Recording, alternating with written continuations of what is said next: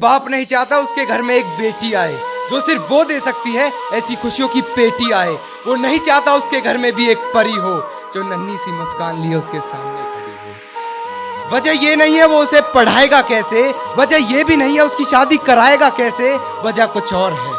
वजह ये है कि कहीं उसकी इज्जत तार तार ना हो जाए। उसे डर है कहीं उसकी बेटी का बलात्कार ना हो जाए। उसे डर है कहीं उसकी बेटी का बलात्कार।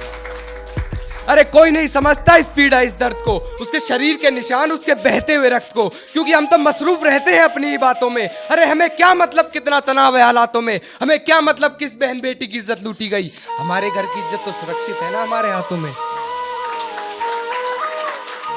अरे और कुछ नहीं तो हम हिंदू मुस्लिम का मसला उछाल देते हैं। अरे दो चार तुम हिंदू मार दो, दो चार हम मुसलमान मार देते हैं, क्योंकि बेटी के मामले में तो गलती बेटी की ही रही होगी, लड़के ने नहीं, लड़की ने ही जबरदस्ती की होगी। अरे शर्म करो ये कहने वालों, ये इज्जत बाजार में नहीं बिकती। अरे तुम्हें लड़की के छोटे कपड़े दिख जाते, अपनी छोटी सोच नहीं दिखती।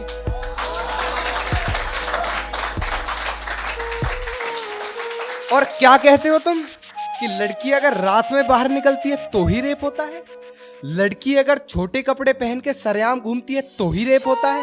तो मेरी बात ध्यान से सुनना कि बाहर निकलने की क्या जरूरत है जब घर में ही 8 महीने की बच्ची का बलात्कार हो सकता है, और किसी बाहर वाले की क्या जरूरत है जब उसका रिश्तेदार ही गुनहगार हो सकता है। अरे उसकी चीखों से पूरे घर में हलचल थी, जब उसे देखा गया वो पूरे खून में लथपथ थी। अरे मैं पूछना चाहता हूँ 8 महीने की बच्ची होती कितनी है, उसकी तो ढंग से आंख भी नहीं खुली होगी, कहीं ठंड ना लग जाए मेरी बेटी को। उसकी तो उंगलियां भी नहीं धुली होंगी, उसकी तो उंगलियां भी नहीं धुली होंगी। पर आंख खुलने से पहले ही तुमने उसे सुला दिया। जिस देवी को दूध से नहलाना था उसे खून से नहला दिया। और उसे देख तो उसकी आत्मा भी डर गई थी। उस दिन सिर्फ एक बेटी नहीं पूरी इंसानियत मर गई थी। उस दिन सिर्फ एक बेटी नहीं पूरी इंसानियत मर गई थी। पर ना जाने ये तुम्हारी सोच किस फिराक में बैठी है, शायद तुम भूल जाते हो कि एक जवान बेटी तुम्हारे घर में भी बैठी है। अरे तुम्हारी इसी भूल की वजह से मेरे बहन के शरीर में सरिया डाल दिया जाता है, चलती बस में से फिर उसे फेंक दिया जाता है, उसे रोड पर नंगा देख उसकी वीडियो बना ली जाती है, फेसबुक व्हाट्सएप पे फिर उसकी इज्जत उछाली जाती है। पर साहब वो तन से ही तो नंगी थी, मन तो उसका जिंदा था, एक चुन्नी तक नहीं उड़ाई गई। उस दिन मर्द शब्द अपने आप में शर्मिंदा था। उसके कातिल भी जेल से यूं ही निकल जाते हैं, वहां से निकल फिर वो एक बस में चढ़ जाते हैं ताकि फिर कोई बहन उनकी बस में सवार हो सके, ताकि फिर कोई दामनी उनकी हवस का शिकार हो सके।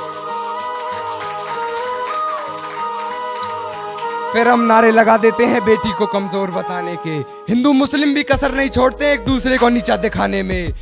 बेटी पढ़ाओ, देश बचाओ, मुसलमानों भारत छोड़ो, तुम करते रहो अपना काम एक दूसरे को बुरा भला कहने में, क्योंकि तुम क्या जानो कितना दर्द होता है एक बेटी को दर्द सहने में। और मैं बिल्कुल नहीं घबराऊंगा ये कहने में कि ज्यादा वक्त नहीं है तुम्हारी बहन बेटियों का भी खून बहने में। अरे सब सोचकर कौन बाप चाहेगा उसके घर में भी एक बेटी हो जो छाती से लगी उसकी गोद में बैठी हो। पर अब और नहीं, अब हर आदमी को टोकना होगा, आतंकवाद से पहले इन जंगलियों को रोकना होगा। अब नारे नहीं लगाने हैं इंसाफ के, अब आस नहीं जगानी है इस बिकी हुई सरकार से। अरे अब तो खुद ही सबर की सीमा लांघनी होगी, ऐसे जानवरों में अब खुद ही गोली मारनी होगी, ऐसे जानवरों में अब खुद ही गोली। क्योंकि अगर इन्हें ना रोका गया तो बेटी पैदा होने का सिलसिला ही खत्म हो जाएगा। अरे सिर्फ बेटी ही क्या, इंसान बनना ही खत्म हो।